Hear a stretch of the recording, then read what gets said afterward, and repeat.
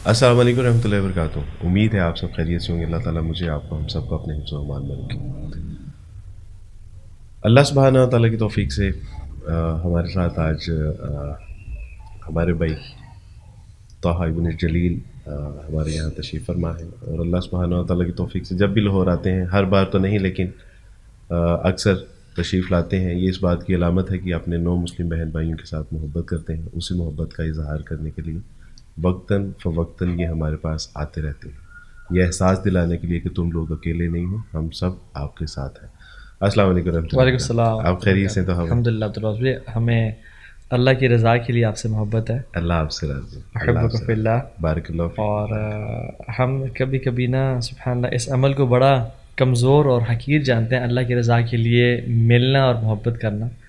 हालांकि अगर देखा जाए तो सुब्हानअल्लाह क़यामत के दिन सबसे पहले जिस अमल का बदला दिया जाएगा वो नमाज नहीं है, हिसाब तो नमाज का होगा। अल्लाह ताला ऐलान करेंगे ऐन मुतहब्बीन नबी जलाली, सुभान अल्लाह। कहाँ हैं वो लोग जो मेरी रज़ा के लिए मिला करते थे। अल यौम उज़िल्लुहुमुल्लाह यौम ला ज़िल्ला इल्ला ज़िल्ली, आज मैं उनको साया नसीब करूँगा जिस दिन कोई साया नहीं होगा। तो ये बहुत बड़ा अमल है, हालांकि अल्लाह ताला ने अपने पे वाजिब कर दिया उनकी मोहब्बत करना, कि जो महज अल्लाह के लिए मिलते थे, खाते थे, पीते थे और बिछड़ जाते थे। वाजबत मोहब्बती मुतजालिसीन फ़िय्या मुतज़ाविरीन फ़िय्या। तो बड़ा कमाल का अमल है ये। बस अल्लाह ताला हमें वाकई में अल्लाह की मोहब्बत, अल्लाह के लिए मोहब्बत करने वाला बनाए। अल्लाहुम्मा आमीन। अक्सर लोग पूछते हैं कि अब्दुल वारिस में इस्लाम कबूल करने के बाद बहुत सारा सेक्रीफाई किया, माँ बाप, बहन भाई, रिश्तेदार, बहुत कुछ छूट गया। लेकिन मैं उनसे कहता हूँ कि अगर अल्लाह सुब्हानहू व तआला ने मुझसे कुछ लिया तो दिया भी तो सही ना। तो आप जैसे बहन भाई अल्लाह सुब्हानहू व तआला ने इस्लाम की बरकत से अता फरमाए, ये मेरे लिए बड़ी एजाज़ की बात है। वो लेता तो है लेकिन लेता इसलिए है कि वो बेहतर करके लौटा दे। अल्हम्दुलिल्लाह। हमारे नौजवानों के बहुत सारे सवाल हैं तोहा भाई, और बहुत सारे एक क्रॉस है जो उनके दिमागों में चलता रहता है, और उनकी ख्वाहिश होती है कि यानी ताहा उसके जवाब दें, अली जवाब दें या दीगर। तो मैंने सोच रखा था कि इंशाल्लाह जब भी आपसे मुलाकात होगी तो ये ज़रूर पूछूंगा। हमारे जवान के जहन में, हमारी यूथ के जहन में एक खौफ है, और वो खौफ है मुस्तकबिल का, फियर ऑफ फ्यूचर, कि हम पढ़ तो रहे हैं, कामयाब होंगे या नहीं होंगे, हम जो डिग्री कर रहे हैं क्या इसके मिस्दाक हमें जॉब मिलेगी या नहीं मिलेगी, शादी कर तो लें, पता नहीं मैं रिश्तों को निभा पाऊंगा या नहीं निभा पाऊंगा। तो ये क्या, किस चीज़ का खौफ है जिसने हमें पैदा किया, माँ की कोख में जिसने हमें शक्ल व सूरत अता फरमाई, हमें समात, बसारत, गोयाई अता फरमाई, जिस्म, गोश्त, हड्डियों का मजमुआ दिया, आज हम उसी से इतने नाउमीद हैं। इसके पीछे आप क्या देखते हैं, क्या वजह है कि हम क्यों? अब्दुल वारिस भाई, अगर मैं अपना भी देखूँ ना, जितना इंसान सोचता है, फ़िक्रमंद होता है, परेशान होता है, वल्लाही कोई फ़ायदा नहीं है उसका। मेरी वाइफ भी कहती हैं कि अपने लिए ज़रा फाइनेंशियल स्टेबिलिटी की प्लानिंग कर लेते हैं, थोड़ा एक्स्ट्रा, अल्लाह ने आपको इतना नवाजा तो मज़ीद सेविंग्स और कई इन्वेस्टमेंट्स और वो सारा।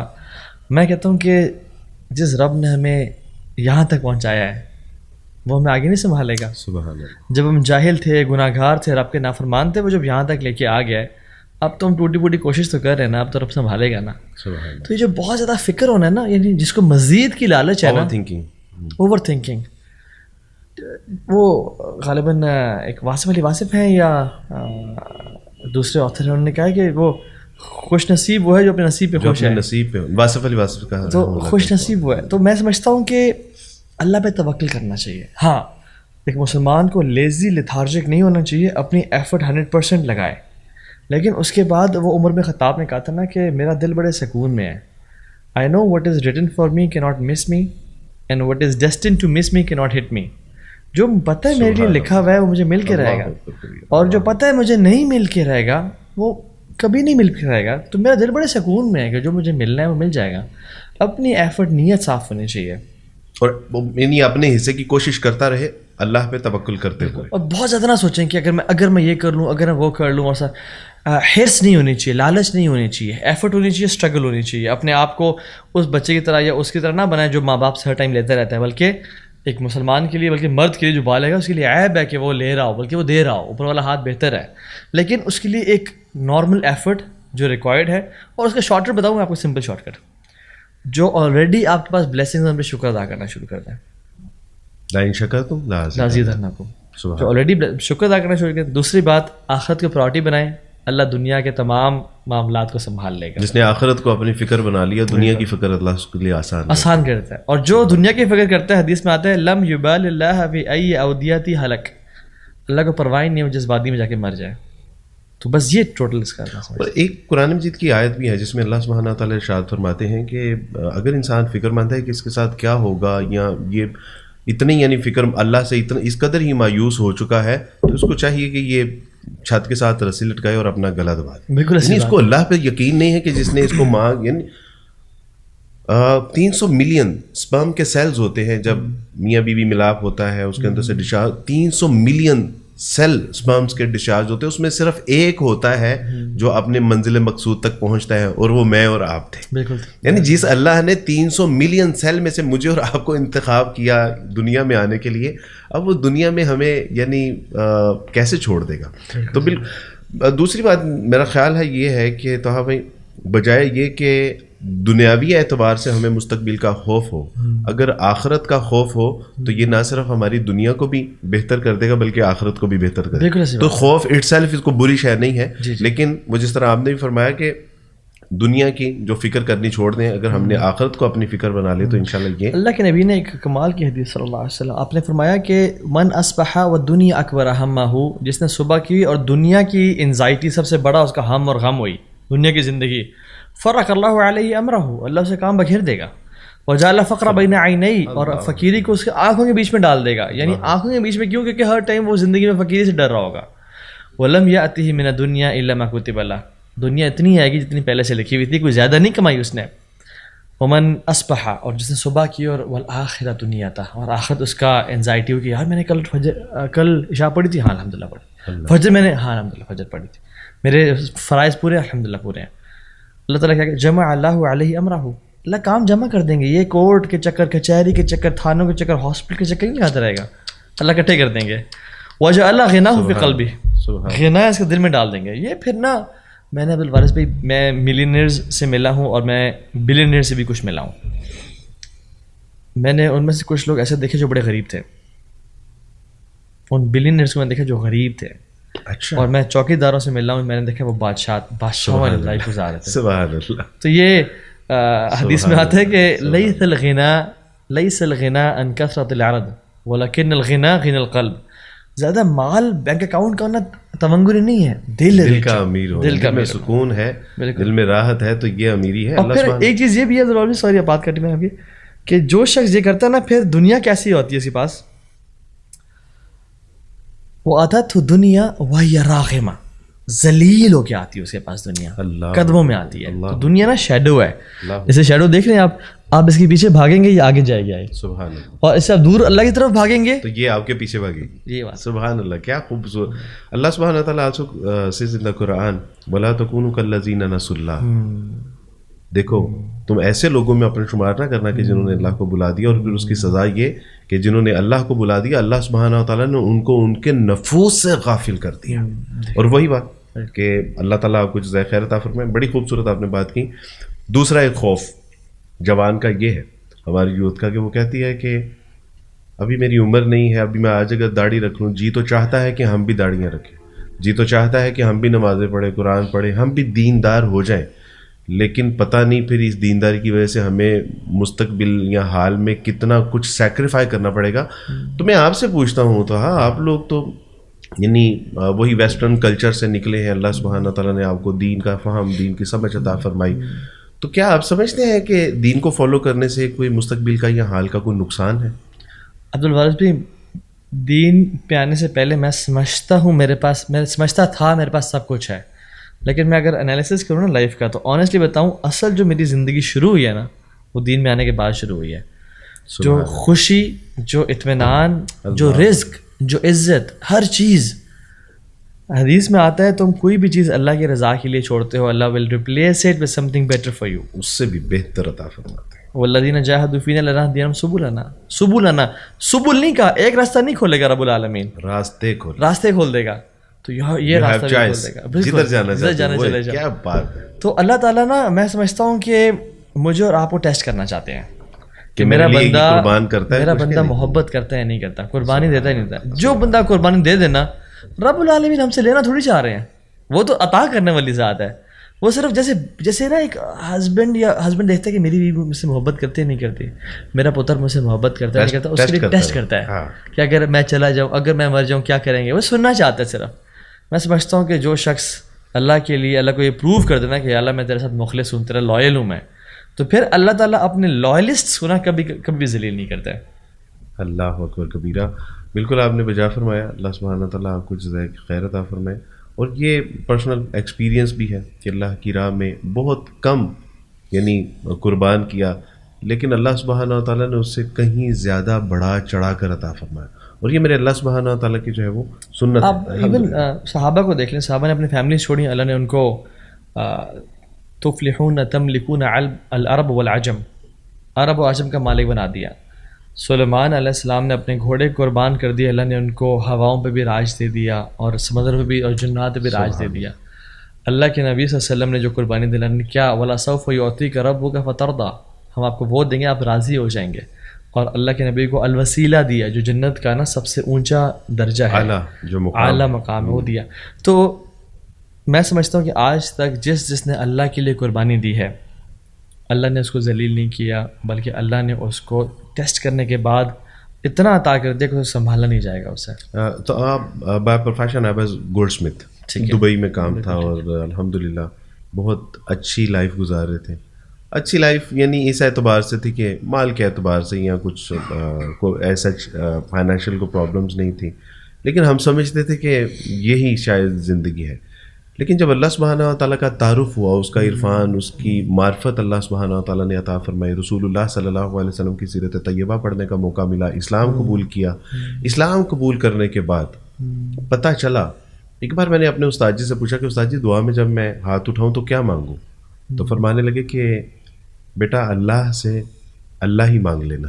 تو میں نے کہا کہ استاد جی اس سے کیا ہوگا, تو استاد جی فرمانے لگے کہ بیٹا جس کے پاس اللہ ہے تو سب کچھ ہے, یعنی جس کے پاس رب ہے اس کے پاس سب ہے, اللہ نہیں تو کچھ بھی نہیں. تو آپ نے بھی وہی فرمایا کہ سب کچھ تھا لیکن اللہ نہیں تھے. تو اب جب ہمارے پاس اللہ ہے تو سچی بات ہے کہ کوئی چیز جچتی ہی نہیں ہے, یعنی جس میں اللہ نہیں ہے یا اللہ کا شکر نہیں ہے یا اللہ سے ڈر نہیں ہے یا اللہ سے ملنے کی امید نہیں ہے, سچی بات ہے کہ وہ جچتی نہیں ہے. تو گائز آپ کا سوال تھا کہ دینداری اختیار کرنے کی وجہ سے ہمارا فیوچر تو نہیں کہیں خطرے میں پڑ جائے گا.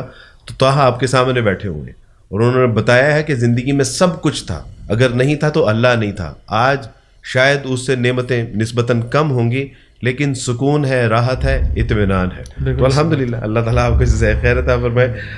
طٰہٰ بھائی, ہماری پاکستان کی جو سیاسی صورتحال ہے, الحمدللہ آپ لوگ بہت احتیاط سے بات کرتے ہیں, بلکہ سیاست پہ تو بات کرنی بھی نہیں چاہیے, یہ میں سمجھتا ہوں کہ یہ ہماری وہ ڈومین ہی نہیں ہے. لیکن اس کے باوجود ہماری سیاست, ہماری ریاست اور دیگر معاملات کو پیش نظر رکھتے ہوئے ظاہر ہے کہ وہ ریاست اگر اسٹیبل نہیں ہوتی تو کاروباری حالات بھی دیگر گوں ہوتے ہیں. اس کی وجہ سے ہر بندہ اپنے آپ کو انسیکیور فیل کر رہا ہے پاکستان میں. اور ایک کلاس میں ٹیچر نے مجھے بتایا کہ کلاس میں 90 لوگ تھے, اور جب میں نے ان سے پوچھا کہ کون کون پاکستان میں رہ کے کام یا جاب کرنا چاہے گا یا کاروبار کرنا چاہے گا, تو ان میں سے 85 افراد جو تھے انہوں نے ہاتھ نہیں اٹھایا, صرف 5 لوگوں نے ہاتھ اٹھایا کہ ہم پاکستان میں رہنا چاہیں گے. اس کا مطلب ہے کہ 85 لوگ جو تھے وہ یہ ذہن میں طے کر کے بیٹھے ہوئے ہیں کہ ہم نے پاکستان میں نہیں رہنا, باہر آئیں, کیونکہ ہمارا یہاں پہ فیوچر سیکیور نہیں ہے.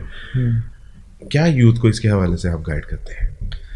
دیکھیں عبدالوارث بھائی, جب بھی کسی ملک میں پرابلمز ہوتی ہیں نا, پاکستان میں یس پرابلمز ہیں, دہشت گردی ہے, بجلی کا بحران ہے, گیس کا بحران ہے, ان امپلائمنٹ ہے, ظلم اور زیادتی ہے, تو یاد رکھیں ہر جو مصیبت ہے نا وہ اپنے ساتھ ایک اپرچونیٹیز کا سمندر لے کے آتی ہے. میں آپ کو مثال لے کے سمجھاتا ہوں. عام طور پہ گھر والوں کے لیے مشکل تھا کہ چوک پہ جا کے وہ ٹیکسی ڈھونڈنا, تو یہ پرابلم تھی, تو اوبر اور کریم ایجاد ہوئی, سلوشن ہوا, اور انہوں نے سلوشن. میرے ماموں ان لا ہیں, پاکستان میں بجلی کا بحران تھا, ہمارے لیے پرابلم تھا, بٹ ان کے لیے پرابلم نہیں تھا, ان کے لیے اپرچونیٹی تھی. انہوں نے چائنا سے کنٹینرز امپورٹ کیے, لوگوں کو بھی بیچے, کارپوریشنز کو بیچے, اور بہت سولر کے سولر کے اور یو پی ایس ایس کے بھی، جب generators and U P S ایس اس سے پہلے تھے. اسی طرح سے ایک ہمیں مسئلہ ہے کہ یار بجلی کا کام کروانا ہے، پلمبر کا کام ہے، ایکس وائی زی کام ہے. ایک فیملی فرینڈ نے سکون کے نام سے ایک اپلیکیشن بنائی جس میں یونیفارم کے ساتھ پلمبرز، الیکٹریشینز اور بہت سے لوگ. سو میں سمجھتا ہوں کہ ہر جو پرابلم ہے نا وہ اپنے ساتھ اپرچونیٹیز لے کے آتی ہے. سبحان Allah. It's how you see things. Pakistan is a land of problems? No, Pakistan is a land of opportunities. اس وقت جتنی انڈیپینڈنس ہے، جتنا آزاد یعنی انسان بات کر سکتا ہے، بزنس کی اپرچونیٹیز، یس نو ڈاؤٹ دو نمبری ہے، زیادتی ہے، بٹ آپ اپنا SWOT انالیسس کریں اپنی اسٹرینتھس، ویکنیسز، اپرچونیٹیز، تھریٹس کو طرف دیکھتے ہوئے کہ میں کس چیز میں انویسٹ کر سکتا ہوں کہ میں لوگوں کے پرابلمس ریزالو کریں اور لوگوں کو ویلیو دینا شروع کرتے ہیں. آپ ایسا پیسہ کمائیں گے، آپ کی سوچ ہے. پاکستان میں جتنا پیسہ کمایا جا سکتا ہے میں سمجھتا ہوں اتنا پوری دنیا میں اپرچونیٹیز نہیں ہے جتنے یہاں پہ ہیں. اور یہ سارے ایٹیکیٹس اسلام ہمیں بتاتا ہے. بالکل بالکل. تو ویلیو ایڈ کے لوگوں کی زندگی میں، اور کوئی جو آلریڈی کوئی ویلیو یا پروڈکٹ یا سروس دے رہا ہے اس کو بہتر کر کے دینا شروع کر دیں لوگوں کو. اور ان پرابلمس کو دیکھیں، جو پرابلمس ہیں ان کو اپرچونیٹیز میں کنورٹ کریں. پیٹرول کا مسئلہ ہے، آپ سولرس کی طرف آ جائیں، سولر کارس کی طرف آ جائیں، سولر بائکس کی طرف آ جائیں، اس طرف آ جائیں. بہت ساری اور چیزیں ہیں. تو میں سمجھتا ہوں کہ اٹس ہاؤ وی تھنک. یعنی وہ جیسے تھا نا کہ ایک کتا گر گیا کنویں میں نا، تو مولوی صاحب نے کہا کہ 40 ڈول نکالو. تو لوگوں نے نکالے، انہوں نے کہا مولوی صاحب پانی بھی صاف نہیں ہوا، بو آ رہی ہے. تو انہوں نے کہا اچھا دوبارہ 40 ڈول نکالو. انہوں نے کہا دوبارہ نکالے. انہوں نے کہا مولوی صاحب ابھی بھی پانی صاف نہیں ہوا. انہوں نے کہا چلو 40 اور نکالو. آپ دیکھو 40 ڈول اور نکالے بٹ ابھی بھی بدبو تھی. کہتے ہیں یار کتا نکالا تھا. کہتے نہیں کتا نہیں نکالا تھا، آپ نے تو کہا ہی نہیں. کتا تو وہی ہے اصل میں. بالکل صحیح بات ہے. ہم کرٹیسائز تو کر رہے ہوتے ہیں، ڈول نکال رہے ہوتے ہیں، لیکن ایکچوئل پرابلم کو سولو کرنے کی طرف ہمارا پرابلم اکثر یہاں پہ ہوتا ہے کہ اگر کوئی پونی یہاں پھنسا ہوا ہے نا، پھر ہم یعنی اپنا لینس چینج کر لیں. جیسے ایک شخص کے بارے میں آتا ہے کہ وہ نا بیمار ہو گیا، اس سے آئی سائٹ کمزور ہو گئی، تو ڈاکٹر صاحب نے کہا گرینری دیکھیں. تو وہ شخص گھر آ گیا، اس نے کہا پردے چینج کرو، گرین کرو، دیواروں کا پینٹ چینج کرو، گرین کرو، کارپیٹ چینج کرو، گرین کرو، بچوں کو گرین کپڑے پہناؤ. بیگم نے کہا تو سیاپا پہ گیا. ڈاکٹر صاحب کے پاس گئے، ڈاکٹر صاحب یہ کیا کیا آپ نے ہسبینڈ؟ تو گرین. تو ان کا لے کے آئے میرے پاس. تو وہ لے کے آئے تو انہوں نے کہا کہ یار آپ کیا کر رہے ہیں؟ کہ آپ نے کہا گرین دیکھو. تو انہوں نے پھر اپنے ڈرا کھولی اور گرین شیڈز اور گلاسز نکال کے دے دیں کہ آپ کے لیے حل یہی ہے کہ آپ اپنی شیڈز گرین پہن لیتے ہیں نا تو آپ کو ہر چیز گرین نظر آتی. تو کبھی کبھی ہمیں نا اپنی شیڈ چینج کرنی ہوتی ہیں تاکہ ہر چیز. بالکل صحیح بات ہے. اپنے نگاہ زاویہ نگاہ کو تبدیل کریں. عورت اپنے شوہر سے کہتی ہے کہ ہر 5 منٹ بعد جو ہے نا مجھے آپ نے چینی کا ڈبہ لا کے دکھانا ہے. اس کو کھولتی، ڈبہ دیکھتی، پھر بند کرتی، پھر 5 منٹ پھر دیکھتی، پھر تو what's problem with you, what are you doing every after 5 منٹ. تو اس نے کہا کہ مجھے ڈاکٹر نے کہا کہ آپ نے ہر 5 منٹ بعد شوگر چیک کرنی ہے. تو اس نے تو یہ بالکل ہم یہی کر رہے ہیں نا کہ ہم ایکچوئل چیزوں. ہمارے استاد تھے رشید ارشد صاحب، جب رجوع القرآن کورس ہو رہا تھا تو اس میں انہوں نے یہی آپ نے جو کہا نا کہ جب مسائل آتے ہیں تو وہ اپنی اپرچونیٹی ساتھ لے کے آتے ہیں. MBA میں اس مثال کو پڑھایا جاتا ہے کہ آپ نے ایک ایسی جگہ پہ جوتے فروخت کرنے ہیں جہاں کوئی جوتے نہیں پہنتا. تو سب نے انکار کر دیا کہ وہاں اگر کوئی جوتا پہنتا ہی نہیں تو ہم خاک جوتے وہاں پہ فروخت کر پائیں گے ایک ایسے جزیرے پہ. تو ایک شخص نے کہا کہ سر میں یہاں پہ جوتے سیل کرنے کے لیے تیار ہوں. اگر میں نے جوتے کی افادیت، اہمیت اور اس کی امپورٹنس بتا دی تو ہر شخص وہاں پہ جوتا خریدے گا. یہ ایک اپرچونٹی تھی جو سب کی نظروں سے اوجھل تھی. تو بالکل اگر آپ مجھے اپنے معافی ضمیر کو ادا کرنے کی توفیق عطا فرمائیں تو صدقے جاؤں آپ کے جواب پہ کہ جو آپ نے بتایا کہ ہمارے یہاں مسائل ہیں. اب یہی مسائل ہمیں اپرچونٹی دے رہے ہیں کہ آپ سیاست میں آئیے، آپ ریاست میں آئیے. آپ اگر کاروبار کا فقدان ہے تو حلال اور سنت کے مطابق کاروبار کیجیے. جن چیز میں آپ کو لگتا ہے کہ 2 نمبری ہے وہاں پہ 1 نمبر دیکھیں. آپ کو لوگ اللہ سبحانہ تعالیٰ کی ایک فرینچ ایمبیسڈر آئے تھے، میریٹ میں رہ رہے تھے اسلام آباد میں. وہ جب نکلے نا ایگزٹ کر رہے تھے تو انہوں نے کہا کہ اگر میں پاکستان میں ہوتا نا میں بلینئر ہوتا. اس نے کہا فرینچ ایمبیسڈر نے. لوگوں نے کہا کیسی بات کر رہے ہیں، یہاں سے ہر کوئی وہاں جانا چاہ رہا ہے، آپ کہتے ہیں میں یہاں پہ ہوتا. کہتے ہیں یار مجھے میریٹ میں بھی خالص دودھ نہیں ملا. سبحان اللہ. اگر میں یہاں پہ خالص دودھ بیچنا شروع ہو جاؤں نا میں بلینئر بن جاؤں. تو جب جھوٹ عام ہو، 2 نمبری عام ہو، آپ خالص پروڈکٹ بیچیں لوگ ہاتھوں ہاتھ لیں گے. جب ظلم عام ہو، آپ حق بولنے والے میں لوگ آپ کو فالو کریں گے. لوگ آپ کو کیوں سنتے ہیں، لوگ یوتھ کلب کو کیوں سن رہے ہیں؟ کیونکہ اس ٹائم میں جب یعنی میں سمجھتا ہوں جب لوگوں کو گائیڈنس کی ضرورت تھی, ریلیٹیبلٹی کی ضرورت تھی, سمجھنے کی ضرورت تھی, سمجھانے کی ضرورت نہیں تھی, یوتھ کو سمجھنے کی ضرورت تھی اس ٹائم پہ, تو میں سمجھتا ہوں ہم نے وہی اسٹیپ فارورڈ الحمد للہ اللہ کے فضل و کرم سے. تو میں سمجھتا ہوں کہ پاکستان میں آپ خالص دودھ, یار اچھا کپڑا بیچ دو, ٹھیک ہے, آپ پانی اچھا جو ہے نا فلٹرڈ بیچنا شروع کر دو, جو بھی مسائل ہیں ان پرابلمس کو اپرچونیٹیز میں کنورٹ کریں, دیکھیں کس طرح سے آپ کا کام فلرش کرے گا. So it's not the land of problem, it's the land of opportunities, میں سمجھتا ہوں. بارک اللہ. ہمارے ایک شاگرد ہیں, انہوں نے کہا کہ عبدالواز بھی آپ نے میرا نکاح پڑھانا ہے. میں چلا گیا, نکاح پڑھایا, دعا کی, تو دعا میں نے کہا کہ اللہ سبحانہ تعالیٰ موقع تو یہ خوشی کا ہے, لیکن ہم نظر انداز نہیں کر سکتے اپنے ان فلسطینی بہن بھائیوں کو کہ جو اس وقت شدید پریشانی کا شکار ہے, درد ہے, غم ہے, بھوک ہے, افلاس ہے. تو اللہ سبحانہ تعالیٰ ان کی مدد فرمائیے. دیکھیے کہ ہم خوشی کے موقع پہ بھی ان کو نہیں بھولے. ہاؤ اٹس پاسبل کہ ان عام حالات میں ہم اپنے فلسطینی بہن بھائیوں کو بھول سکے.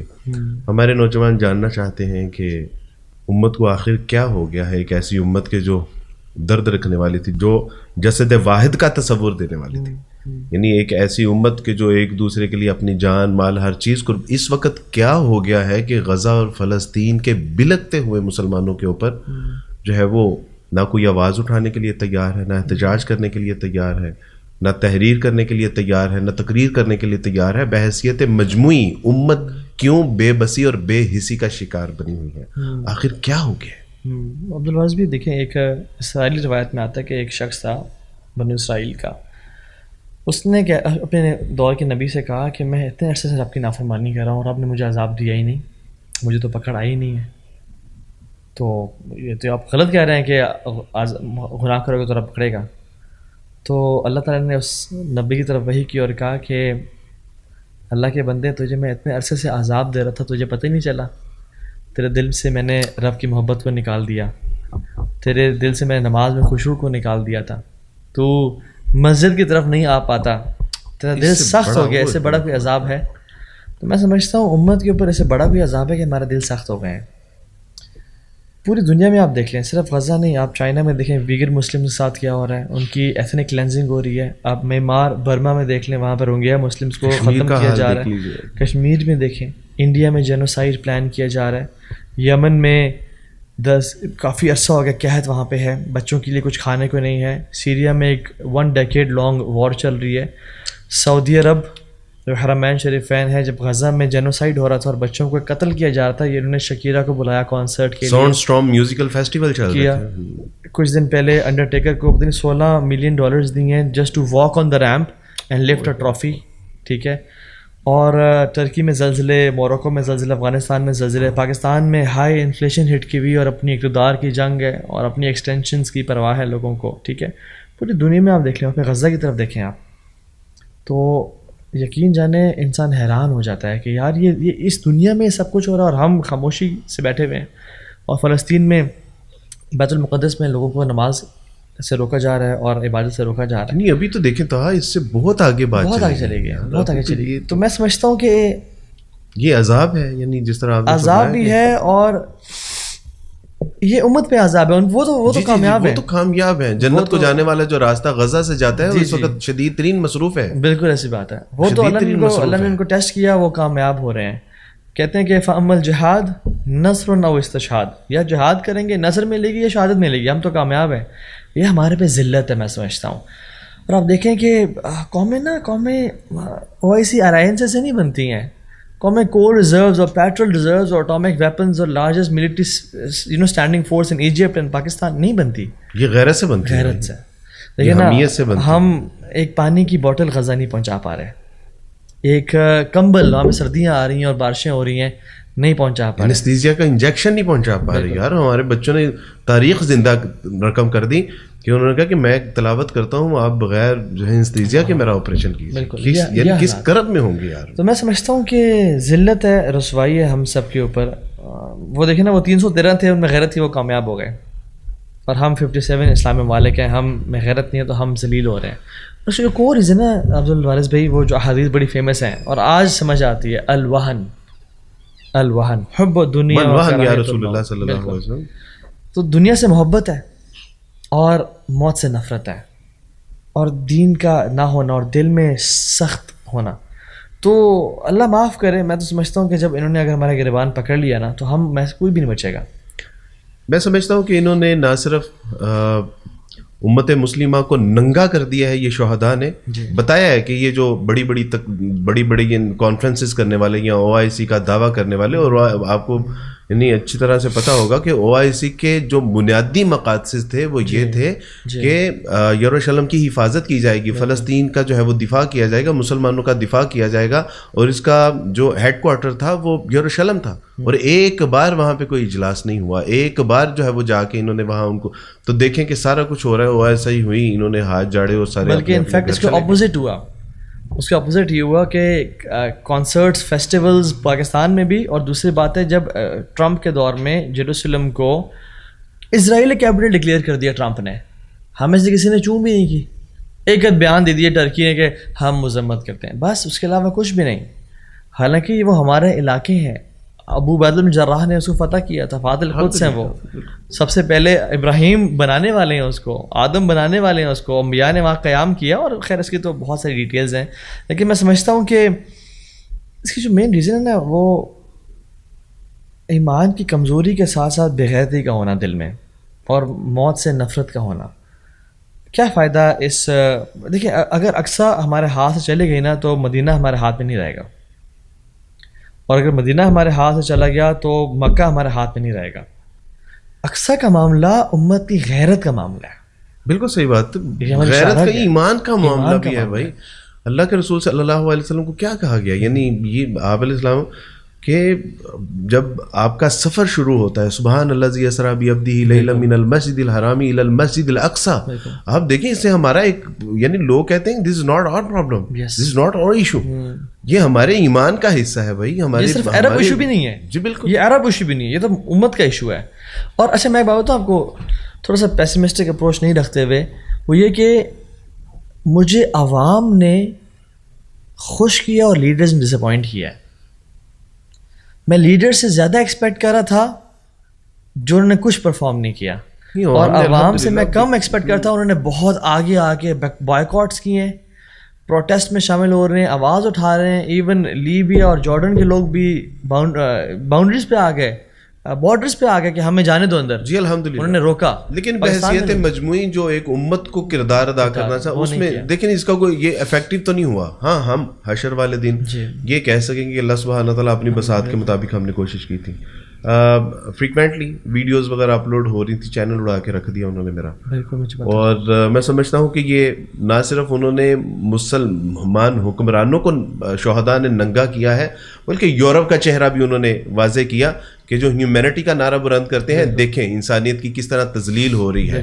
یونیسیف جو بچوں کے حقوق کی بات کرتا ہے, دیکھیں بچوں کو کس طرح جو ہے وہ گاجر اور مولی کی طرح کاٹا جا رہا ہے. UNO جو ممالک کے حقوق کے تحفظ کی بات کرتا ہے, کہاں ہے اب یہ UNO. انٹرنیشنل ہیومن رائٹس کی وائلیشن ہو رہی ہے. میں سمجھتا ہوں یہ سرکس کے ادارے ان کو ننگا کر کے رکھ دیا انہوں نے. اور جو یورپ کہتا ہے کہ ہم یقین رکھتے ہیں فریڈم آف سپیچ کے اندر, آج دیکھیں کہ ہم حق کی بات کرنا چاہتے ہیں, مظلوم کی بات کرنا چاہتے ہیں, ظالم کو واضح کرنا چاہتے ہیں, چینل اڑا دیے. Where is your humanity, where is your morality, کہاں ہے تمہارا وہ جو اسٹینڈرڈ ہے جو جس کو تم فریڈم آف اسپیچ کی بات کرتے ہو. تو میں سمجھتا ہوں کہ شہداء نے ننگا تو کیا ہے. بالکل ایسی بات ہے. عربی میں کہتے ہیں جو فتنہ کا ورڈ ہے نا عبدالوارث بھائی, وہ in and of itself evil word نہیں ہے. فتنہ از ناٹ ایول, فتنہ از اے ٹیسٹ. کچھ لوگ اس میں بہت بلند و بالا مقام پاتے ہیں اور کچھ لوگ اس میں ذلیل کر دیے جاتے ہیں. تو عرب کہتے تھے فتن تو ذہب, ہم سونے کو نا فتنے میں ڈال رہے ہیں اس میں سے صاف کرنے کے لیے, امپیورٹیز کرنے کے. تو کسی بھی قوم کو جب فتنے میں ڈالا جاتا ہے نا, وہاں سے سونا بھی نکل سکتا ہے اور گندگی بھی نکلتی ہے. تو میں سمجھتا ہوں کہ اس دنیا میں نا gold is found in Gaza, سونا وہاں پہ برآمد ہوا ہے, پوری دنیا نے دیکھا ہے, کفار دیکھ رہے ہیں یار یہ بچہ اٹھایا ہوا ہے معصوم سا. لوگ اس مسلمان ہوئے ہیں ان کے استقامت کو, ایمان اور ان کے صبر کو دیکھ کے ماشاءاللہ کہتے ہیں کہ یار وہ بچہ اٹھا رہا ہے, کہہ رہا ہے الحمدللہ, آل پریز ڈیو ٹو اللہ. کہتے ہیں کون لوگ, یہ کون سا ایمان ہے ان کا کہ اس حالت میں بھی وہ رب کا شکر ادا کر رہے ہیں, تو وہ مسلمان ہو رہے ہیں. بارک اللہ فیکم. آپ نے پروگرام پہ جانا ہے, بہت سارے سوال ہیں, بہت دل تھا آپ سے مزید بات کرنے کا, اسی پہ اکتفا کرتے ہیں. بس ایک بات, ابھی وہ نیو مسلم کی بات ہوئی کہ کتنے لوگ ہیں جو مسلمان ہو رہے ہیں, تو ایک بچی نے مجھے کچھ سوالات کیے, سوالات کے بعد میں نے اس کو اس کے جوابات دیے. شی واز کرسچن, تو میں نے اس سے کہا کہ کیسے, یعنی بعد میں اس نے اسلام بھی قبول کر لیا, ڈاکٹر تھیں, تو میں نے اس سے پوچھا کہ آپ کیسے اسلام کی طرف ماشاء اللہ کیسے مائل ہوئی. تو انہوں نے کہا کہ میں یوتھ کلب کے پروگرامز دیکھتی تھی اور طہا بھائی اور دیگر کو میں سنتی تھی, تو باتیں تو اچھی تھی لیکن پھر بھی کچھ شکوک و شبہات تھے. ظاہر ہے بورن آور کرسچن, تو اس کے لیے پھر میں نے آپ کی طرف اللہ نے توجہ دلا دیا. تو سوال تو میں سمجھتا ہوں کہ یہ جو نیو مسلم یوتھ کلب کو آپ لوگوں کو دیکھ کے یا ہم کسی میں مدد کر پا رہے ہیں, تو جو لوگ اسلام قبول کر رہے ہیں الحمدللہ 6-7 ہزار تو الحمدللہ ابھی تک ہم مسلمان کر چکے ہیں. ان نیو مسلم کے لیے آپ کا کوئی ایک پیغام؟ میں سمجھتا ہوں کہ اس سے بڑی کوئی بھی نعمت نہیں ہے اسلام سے بڑی. الحمدللہ الذی ہدانا لہذا وما کنا لنہتدی لولا.